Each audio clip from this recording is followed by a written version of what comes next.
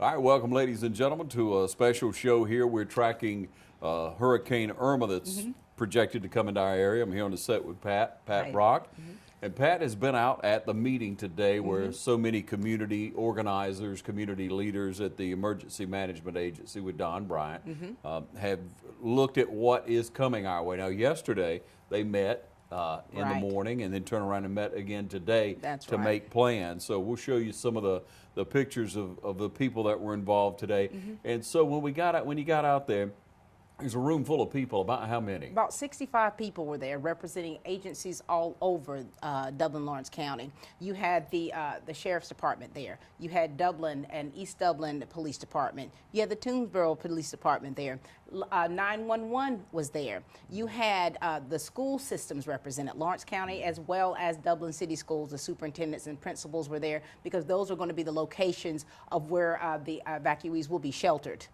Here in Dublin-Lawrence County. And so there were so many different agencies there. Fairview Park Hospital, the VA were there. There were Good Samaritan shelters there, churches that were represented. So there were so many people there representing so many different areas wanting to come together to help. Okay, so the room full of people again today, and the plans are, and all that preparation, but there's one thing we must keep our eye on, and that is the tracking of the storm. That's right, the tracking of the storm. As Chief Bryant and Bill Laird, who is the training chief, were speaking, they spoke about the storm. They spoke about when the center point, that when that storm hits middle Georgia, what we should expect. So they're thinking about Monday around 8 p.m. is when the center of the storm will be in middle Georgia.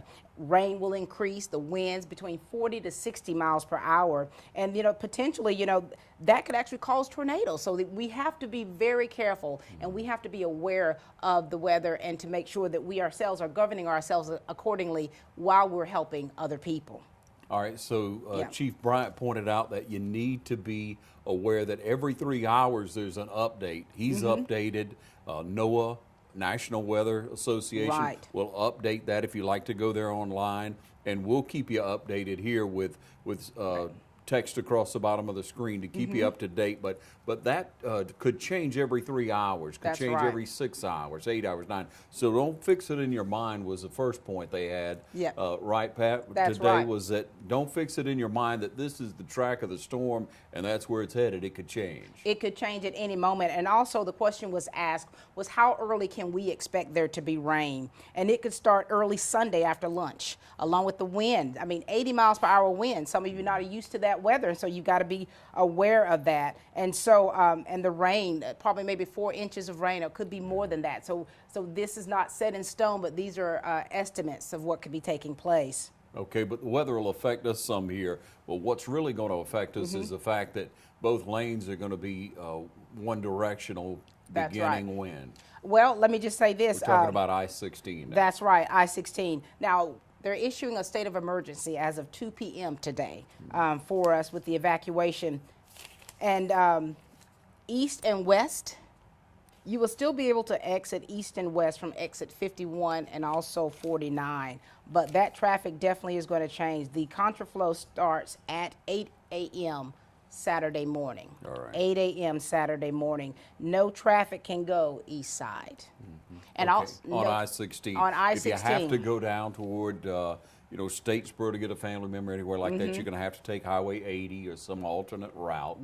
In order to get you on down that way, because so many people are fleeing the area. Now, about how many are we expecting to come into our area for help? Well, several thousand. That can go up or down. They're not really sure. They have housed, like from Hurricane Floyd, 6,000 people. 6,000 people. And there are going to be extra state troopers here. So 200 state troopers are coming in specifically for the contraflow. Okay, so they'll be working up and down 16, those extra 200 law enforcement or state patrol officers. That's right. To work that area. So you need to stay away from that area unless you just have a need to go out in that direction. Absolutely, absolutely. Let's save the confusion, right? That's right. Okay, but people who come into our area and they want to check in, they want to, they don't have anywhere to go. Right. Okay, where will they be housed? All right. The central registration for the shelters is at the Civitan fairgrounds. They're going to have maps available for people coming in because they're going to be in distress. And so the shelters that are going to be used are the Dublin High School, West Lawrence High School, East Lawrence High Middle, and the contingency plan will be for West Lawrence Middle and Dublin Middle School.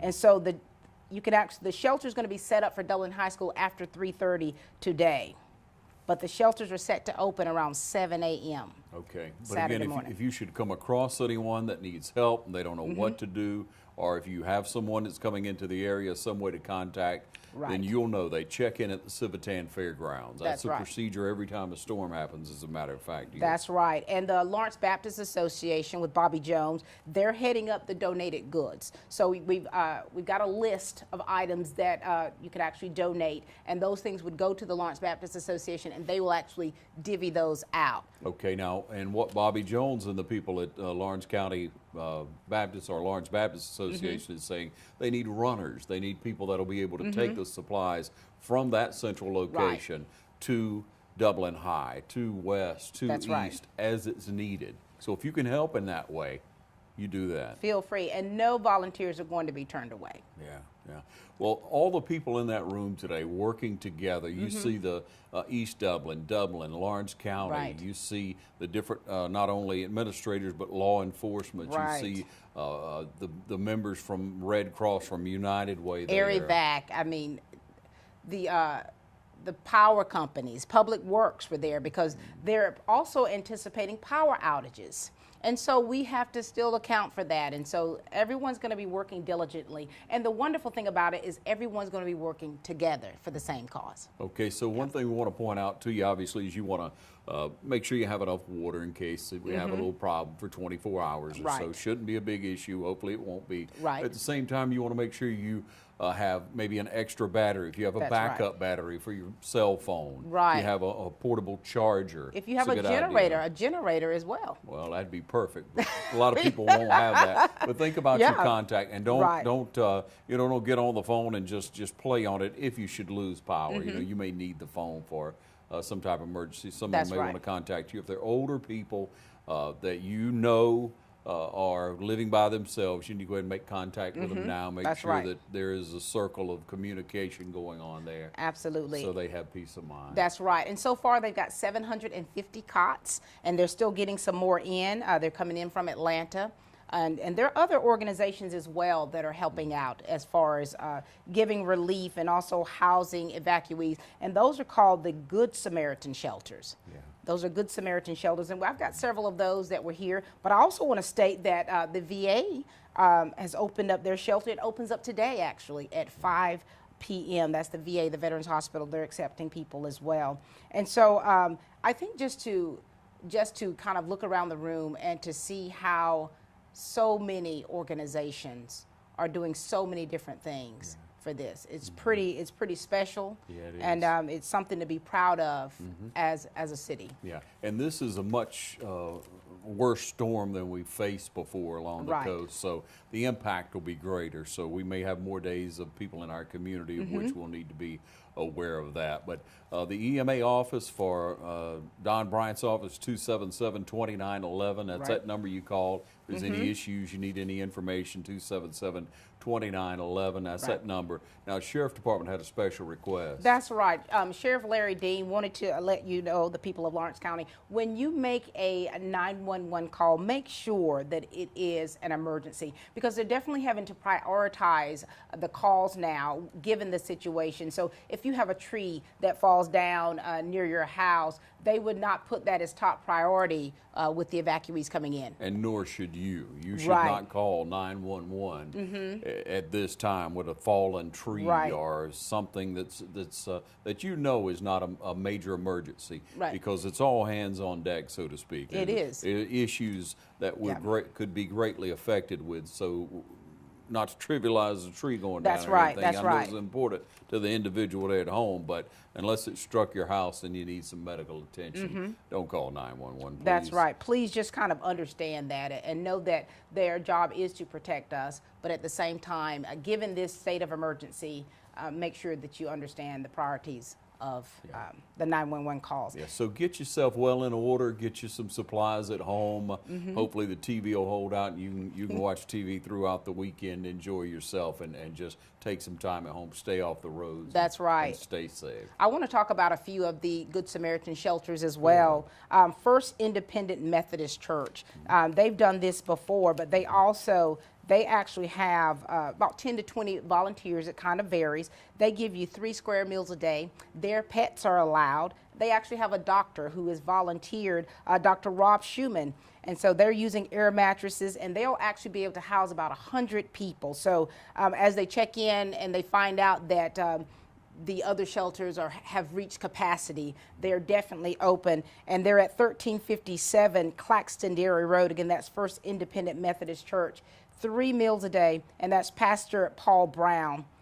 And there's another organization. I mean, you know, what's so great, Mr. Deal, is to just kind of hear about the organizations and things that people are willing to do and the donations that people are willing to give, which is pretty spectacular. And so that's just nice as well.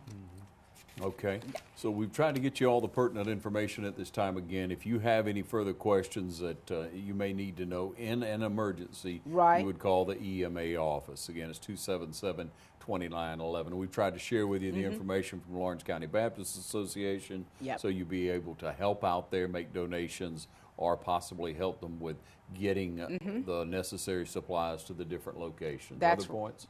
Some other points, that's right. There's a Facebook page called Dublin, Georgia Welcomes You In. That's from Be at Peace Farms. They're at 478-290-1957. They offer space for horses. If you have cattle, they have the space. They have over 50 acres. Over 50 acres of land available for people to come into, and they just said, come on in.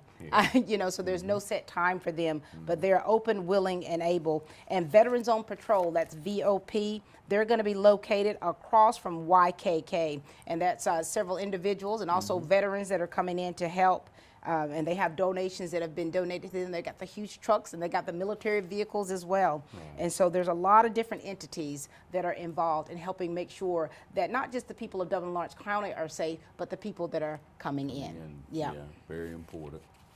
Other points we may want to point out at this time? Well, I'm thinking we've covered everything right now. We want to make sure that we keep everyone abreast of what's going on. And we thank everyone that has been involved, that has been helping out to make sure that everything is in place. All right, stay tuned to TV 35. We'll have more.